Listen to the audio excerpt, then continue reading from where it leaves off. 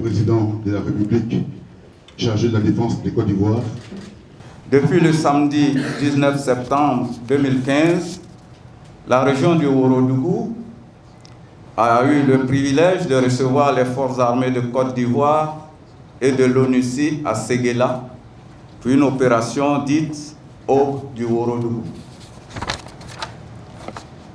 Il s'agit d'un exercice conjoint des forces citées plus haut en vue de la planification de la sécurisation des prochaines élections dans toutes ses composantes par les forces ivoiriennes.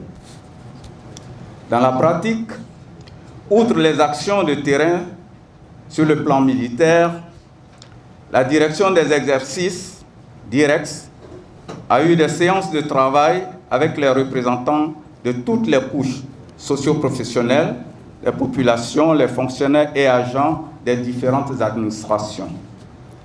Le message véhiculé est celui de l'organisation par l'État de Côte d'Ivoire d'élections apaisées et sans heurts. Le gouvernement a préparé en rapport avec la CEI et l'ONUCI un plan de sécurisation des élections. Il était important que nous venions sur le terrain pour expérimenter ce plan de sécurisation grandeur nature.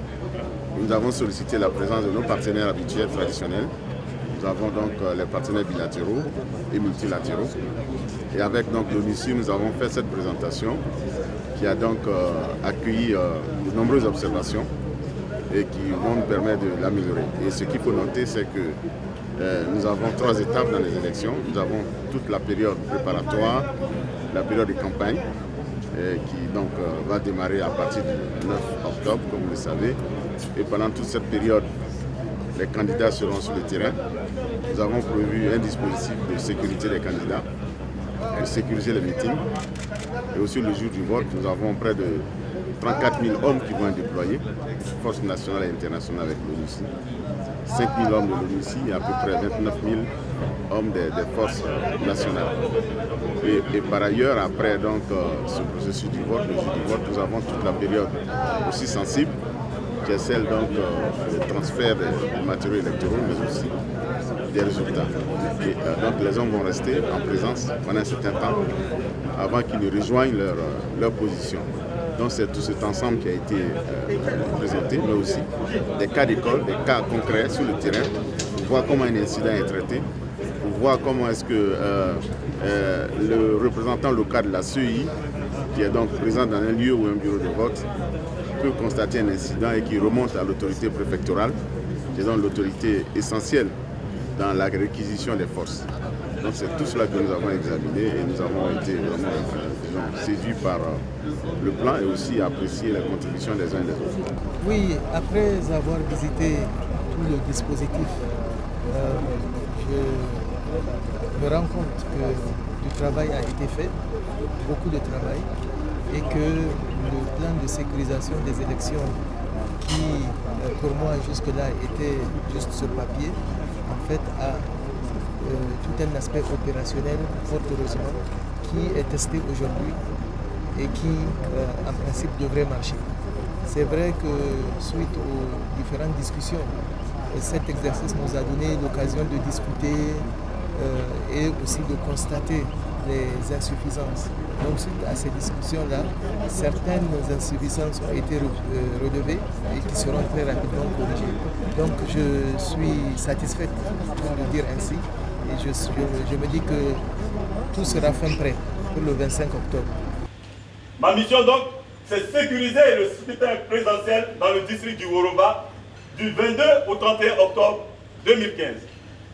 Mon effet majeur, c'est donc empêcher les délits relatifs à l'exercice des droits civiques et assurer la sécurité en dehors des lieux de vote du 25 à 06h au 26 à 06h. Mon dispositif comporte 3 rideaux. Le premier rideau qui concerne les forces de police et de gendarmerie, divisées dans le Béret. Nous avons également des dispositifs mobiles FPU, à savoir en tout, pour la police et la gendarmerie, 30 éléments au niveau du Bafing, 40 éléments au niveau du Worodougou et 30 éléments au niveau du Béret. Le rôle que nous allons jouer sera un rôle d'appui et de soutien. Ce sont les forces ivoiriennes qui sont en avant. D'abord, vous avez un premier rideau, comme disent les militaires, composé de policiers et de gendarmes, un deuxième rideau composé de FRCI, et nous interviendrons un troisième rideau en appui à ces forces-là. L'appel que j'ai à lancer à ce stade, c'est l'appel que j'ai toujours lancé, particulièrement aux hommes politiques, cet appel à la retenue, à faire en sorte que la Côte d'Ivoire puisse, comme disent les militaires, cette aube nouvelle, passer cette aube nouvelle et tourner la page de la crise que ce pays a connue. Et pour ce faire, il y va de la responsabilité de chaque Ivoirienne et de chaque Ivoirien pour ne ménager aucun effort pour faire en sorte que l'environnement apaisé actuel puisse être consolidé jusqu'aux élections et même après les élections.